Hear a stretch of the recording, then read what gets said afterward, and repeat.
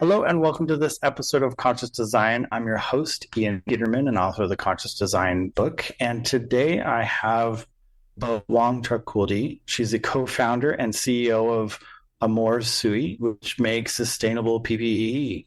Welcome to the show. Hi, Ian. Everybody loves a good origin story. What got you into tackling personal protective equipment and lab coats, things like that? What got you to get into that? Well, Ian, I saw firsthand the gap in the PPE and safety market. I am a PhD material scientist and chemist by training. My background is that I have worked in the laboratory space for over a decade. And one day when I was still finishing off my PhDs, I was in a chemical spill accident where my own PPE, my lab coat, did not protect me when the time comes. What happened is I have a chemicals that come onto my body. It literally just went straight through my lab coat without even any protections at all. So my legs and my arms was burned as a result and kind of put me out of commissions for several weeks. And Ian, after just being unable to find better products after I come back to work, I really did some research into why that is. I think it feels bizarre to me that things that should protect people does not protect people, and it's so hard to find product that actually do that. What I realize is there's a huge gap in the PPE industry in a way that the people who are selling it does not care about the quality. They only care about selling as many cheap items as they can. And the rest of the manufacturer support and enable them to be able to do that. So from that point on, I really see the gap of better products. And that kind of led us into the companies today that focus on not just only better products, but also products for that better for the environment. I'm sorry that you had to go through that, but for anyone to go through that and then you're coming out with better products, I think that's the best outcome. One could hope for going through that because I would imagine you're by no means the first person to have their equipment fail. It sounds like, because if it went right through, that sounds like it wasn't matched. I don't work in a lab. I've worked in clean rooms, but I always imagined they would match the personal protective equipment to, whatever chemical that you're dealing with to actually protect you. Yeah. And in fact, when I first starting out my business, what really encouraged me to take on starting a new venture, I know when people are starting a new business is such a scary place to be. Like, why would I do this? Why would I spend this time? Why would I spend my own money? Like, what is your conviction to put your time, your life, and your labor into working on something that doesn't exist before? And my first initial conviction was from lunches with my girlfriends who work in the lab. There's a bunch of labs that in the same floor, and we have one lunchroom. And there is this group of my women's friends who get together. There's like about a dozen of us that get in a circle and kind of eat lunch together. Out of curiosity, one day I was telling them, hey, a few years ago, I had this experience. I was burned in the lab because my lab coat, which just completely did not work. Like it just burned completely through. Have you guys ever experienced something like that? To my surprise, maybe not surprise, every single one of them has said something about getting hurt or having to face an accident because the lab coat was too big or something. And that caused them to be injured in the lab, one way or the other. And it really provided me a conviction what the idea that I have in my head a few years ago, and at the time there's still no products for it, that it should become something that's really important in protecting people's life. It's protective equipment. It's in the name. It should should actually do that, right? So you mentioned a couple of things that your product is addressing, and you guys are launching. You have the lab coat, correct? That's correct. Product. Makes sense. Lab coat needs to work. You mentioned, sustainability, which is something that's the pandemic really opened people's eyes to how unsustainable and not eco-friendly all of this equipment is. I was living in LA at the time. There's so many masks. You start, 6 months in, the mask trash alone was massive. So you're looking at sustainability, which we're all a little bit more aware of now, but also how well it works. And you just mentioned things like fitting. So what are all the areas that you're able to improve? It sounds like current lab coats and things like that aren't really well made at all. So what are the areas you're able to improve on?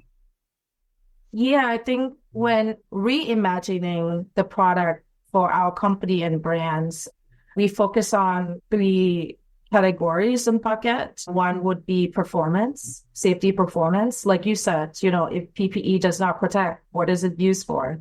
Right. Second is exactly what you said, functionality. It means fit and, like any other functionality that would make the life of the people who's wearing it easier. And the third piece is about sustainability. And we kind of grew up from being a company that focused on the first two bucket first, which is performance and also functionality. But through the pandemic, it really allowed us to see that there are so many opportunity in increasing the sustainability piece of PP as well. The pandemic, what it teaches us and allow us to get into quickly is get into healthcare space. It allowed me to see that 80% of the product in PPE, especially in healthcare use today, are disposable. It's a one-time use. You use it once, you throw it in a trash can, and most of them will end up in the landfill because they become hazardous waste. And you're thinking about the cycle of creating those products that one-time use go in a trash can. You use a lot of resources. You use a lot of industrial toxins to create one thing that will end up in the landfill for 400 years to come. A really scary facts about disposable PPE, like disposable gowns, there are over 22 billion isolation gown used in the US every year. And that will become tons and tons and tons of just hazardous waste in a landfill, basically a plastic. And so now, our product focus on performance, functionality, and sustainability. So you may have heard the 3R in terms of sustainability. I think reduce, reuse, recycle. We have also been thinking in that mindset. Of course, if you make a better quality product, you're going to reduce the number of times you create something and have to throw away and pick up another one. A really good example, not PPE, it's like a disposable, like plastic plate versus the one that you can use at home. You can rinse and wash it over and over again. So by having a better product, you will reduce the amount of waste and product that need to create it. Second is reusability, and with PPE that create a little bit complications because like personal protective equipment that need to deliver upfront protection. For example, if you have a lab coat or isolation gown, they need to be fluid repellent. And if we claim that you can reuse it for 100 washes, it means that all those protective performance has to meet that level of protection every time during those 100 wash. And those are complications in terms of product design, but at the same time, it's also our mode of business because it's really hard for people to replicate done correctly, right? And the third piece is recyclability of the products. And when you design a product, there are certain things that make it recyclable. It needs to not made of a certain material that's too flimsy, that you can chemically break down or shred or anything to be able to recycle back to the raw material form that it could be used for different applications. The material that go into each part of like whether it's the trims, the zipper, whatever it is, has to be made sustainably in a way that it could be repurposed in some way, shape, or form. So those are a lot of things that go into our product design because the quality, because the reusability, and the recyclability, that's how it's made more sustainable than a disposable products or other reusable product in the market. So your products are able to be reused then. People respond to that, right? Because I actually worked on some products in like dental space. And one of the things that came up was people trying to do something more sustainable and reusable. There we had some pushback in thinking, oh, it's not clean, right? Because it's really to go, oh, this is brand new. No one's ever touched it. It's brand new. And you throw it away and it's always brand new. And that seems to be one of the things that we think make something clean, even though, it was in a factory. Like there's all kinds of ways it could not be clean. How has that gone? What has been the response? And correct me if I'm wrong, but it feels like that's a little bit of a psychology thing where people have Uh-huh. this mental thing going, oh, it's Yes. needed to be Yes. brand new, to be clean. Yes. Yes. Yes. Really bizarre. And I have a strong thoughts about that. But to answer your direct questions, is that show is better than tell. We did case study, we did testing in the lab, go through different washes, apply infectious disease or microbe to show Mm. that not only that our product is fully repellent, but things doesn't grow on it if you clean it based on our instruction. And the partner that we will work with, we would either work with our enterprise partner or we have a medical laundry vendors that will work and follow our guidelines of cleaning. If they're done it correctly, there shouldn't be questions if it will deliver upon infectious control or not. Right. So show rather than tell, it's always better. That's being one. The second piece is there are so many studies as done that show that 90% of our disposable gowns today doesn't even need like fluid repellent, infectious like repellent, meaning if you spray something on a disposable gown, the whole liquid would just go through. So it's not a barrier, basically. That's correct. It just looks like a barrier. It doesn't. That's correct. Wow. So just because something is coming out of a plastic bag or coming out like completely new, you put it on, like if someone has a blood spill on you or someone cough on you, all those diseases gonna get in your scrub and you're gonna take it everywhere with you. Hey, it's Ian here. So glad you're enjoying this episode of Conscious Design. If you want the full scoop on conscious design, what it is, how we do it, how you can do it, then check out our book. We wrote it so creative entrepreneurs like you can code social and environmental responsibility right into your brand's DNA. You can download the first chapter for free. Link is in the description. Enjoy the rest of the episode. Don't forget to like, subscribe, and share.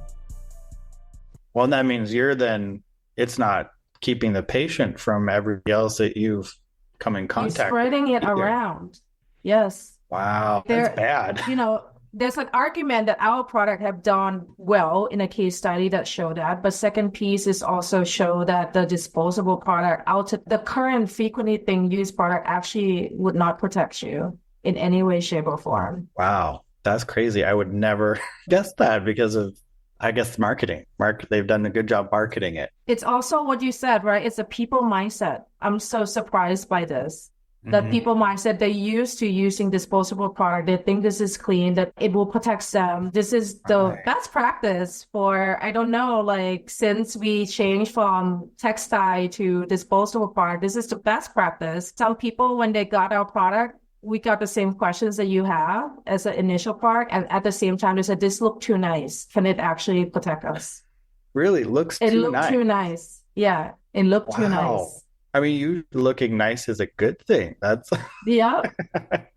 Well, they just get used to the way that they are. And I think the huge piece of us as a company and the brand is not only make great product, but has to be able to communicate and educate both consumer and decision maker on better products. The progressions of our new lines of product, which is circular products, we have been developing new line of product for the past 2 years. We are just getting on to the next phase of the business, which is awareness, increasing awareness and education. A piece of that is to differentiate ourselves from others in the market, whether it's a look and feel, it's our mission, and what we stand for in terms of vision going forward. And so I think especially with the PP industry and especially in healthcare, there's so much opportunities to create a product that empower people to deliver the best work. I feel like healthcare has been burnt out through COVID, and they feel like they are in a sterile and such a soulless environment. They're just there to care for other people and just getting through the day rather than really having a human connections and really caring to the patients the way that they imagine they would be. And PP is such one of those things where people tell them, you put this on I tell you so, you better do this. This is how it's going to be. We try to change the script with PPE and our company and also people decision to be able to select the best product. They will be proud to put it on and deliver the best care to patient. So I think with that branding and messages, it would empower people to help tell others about us, including our sustainability focus. Really smart way to go about it. It's a totally different space, but it works. When you think about others in the market, this is so generic, sterile, no face space. PPE, any PPE look the same. Any PPE come from China, and then you just buy from the supplier. There's no face to a name, or there's no brand trust in the market of what the quality is, and we want to change that perspective. It's all the same. There's no... Like if you go ask someone like, oh, what's the best lab coat brand is? What is the best medical gowns brand is?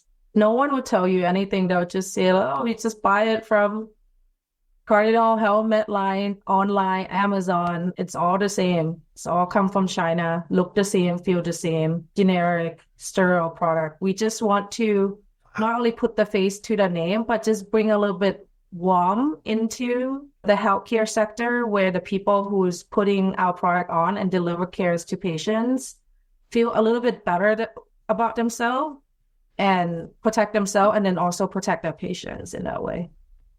Right. That's part of the trust too, right? If I just entered the medical field, I would have no brand trust. I would just go, it's a thing. It's not, there's no name behind it. It's not like I know that brand is going to give me a product that'll actually protect me. So it's kind of just like you said, I'm putting it on because the boss says so. I have and to keep the job, I got to wear it. Not because I'm like, oh, this will take care of me. I know it's going to do what it's supposed to do. Yeah.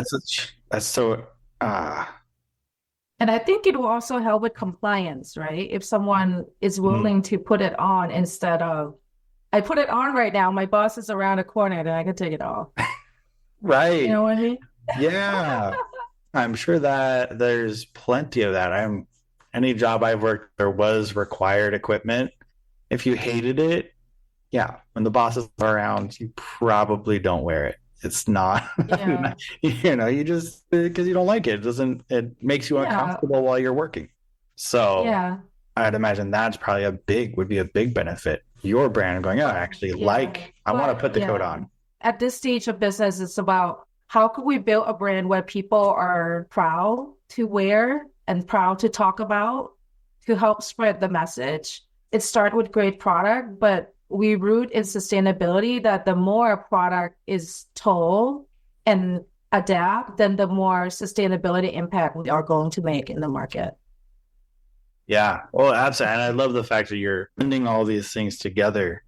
And it's unfortunate in one way. Nobody's even tried to do any of this, but you're now entering the market and going, we actually need to do this. We can make something that works, that's sustainable, and it's already two things above. And if you make it function, right, fit and all those other areas, because in at least the jobs I've worked in, like in clean rooms and stuff, nothing ever fits really well. It's always horrible, except for that one person that magically was the same size as their fit model. They're like, all right, you luck, that actually fits you. Well, the rest of us are stuck wearing. Do you know why that is? No. I look into this a little bit more. Majority of PPE in the market are fit based on Caucasian European male size. So that's one. There's a bunch of other sizes. So whatever that is, that they had it in the beginning, that is the current standard sizing. Oh. So if you're a woman, forget it. If you're a smaller woman, forget it. Those are not made for you. In the industry where 80% of healthcare are women, it's kind of mind-boggling that no one has really worked on it before. Yeah, the second piece about that is what I shared with you before. The people who sell the product and get the feedback from customer could care less about what customer is saying about the product. Like these are supplier that sell PP along with 1,000 other products, and the manufacturer is just feeding into them. And so it's really hard to innovate on the product function and comfort and performance because they just want to keep selling the same thing without having more margins and making a better products and things like that. It makes sense from the business perspective, but it doesn't make sense from a human perspective at all.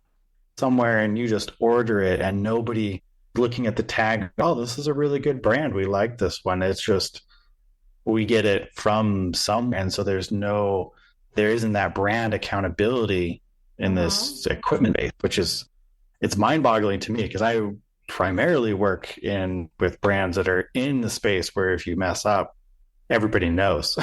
Yeah. The next person or next brand on Twitter that's getting absolutely destroyed because you messed up. So there's a higher risk. They have to produce a better product more so than if you're able to hide, which is crazy to me, but it's great. You're taking that up and going, yeah, we actually want you to know who makes our product. It's us, which is great. So looking forward, I know you're starting with the lab coat, multiple sizes. You have men's and women's. You're actually providing some size options. What are you looking down the road though? What is your ultimate goal? Are you wanting to really kind of broaden this and be able to cover a lot more different equipment? What can we look forward to in the next few years as your brand grows? Yeah, as I share with you, we really believe in the vision of better, fewer products, meaning that we're doing a lab coat now. We might be doing another iterations of it, or maybe, another version of it, but there won't be a lot. That would just be a really high quality product that you can come back over and over again. But we are currently extended. We have product roadmap that will be launching in April and through the end this year that include different levels of fluid repellent and also waterproof isolation gowns and also fire-resistant protection clothing.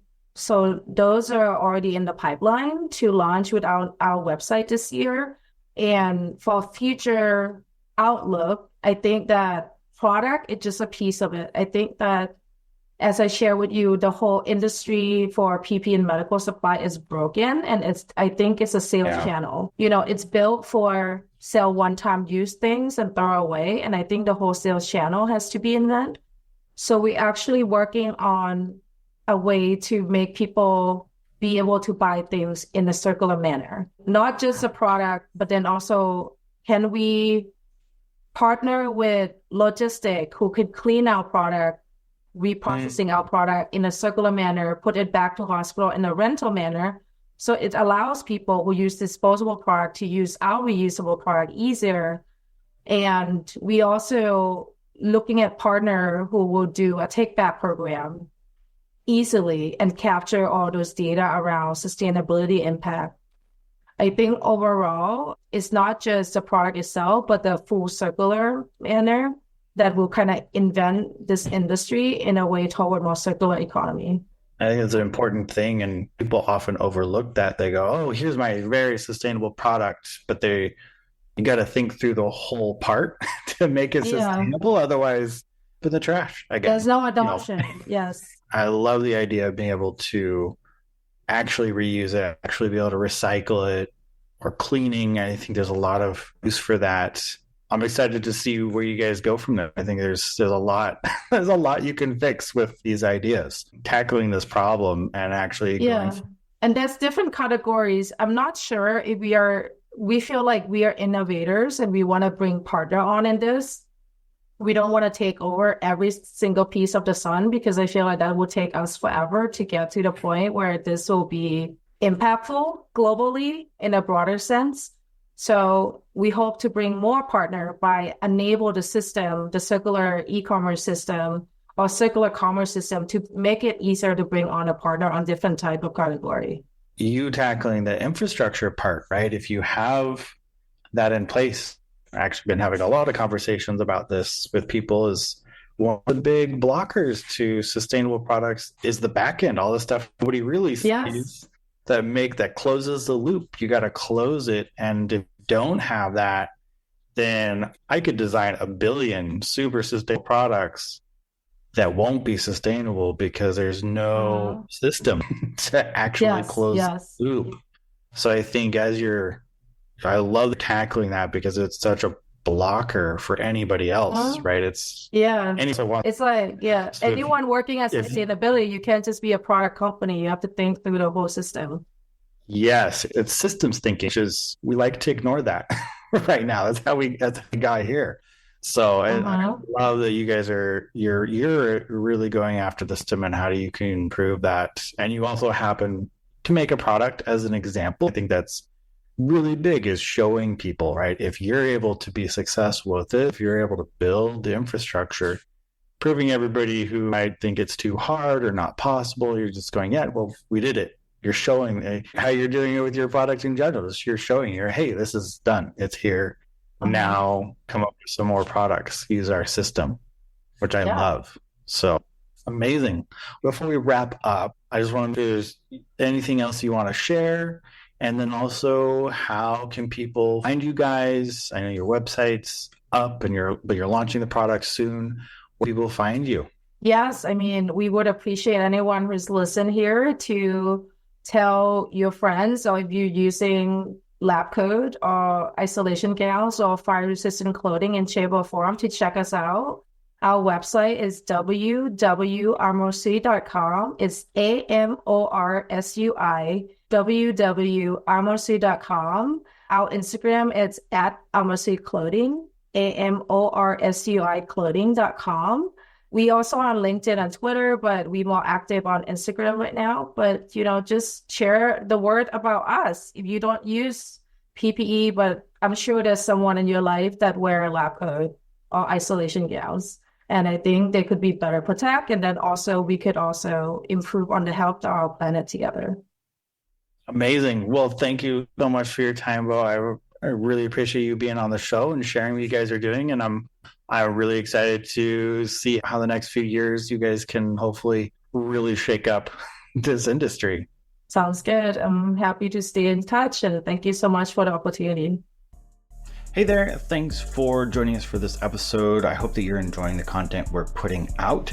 If you're looking for more ways to learn about this, to get involved, create your own consciously designed products, there's a couple ways that you can do that. First is our book, Conscious Design, which you'll find a link to in the description of this episode.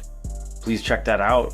Go over quite a bit of information, what the process is, how I've applied it to product design, and some really great examples of companies out there that are doing really great work, some of whom you have seen on this podcast.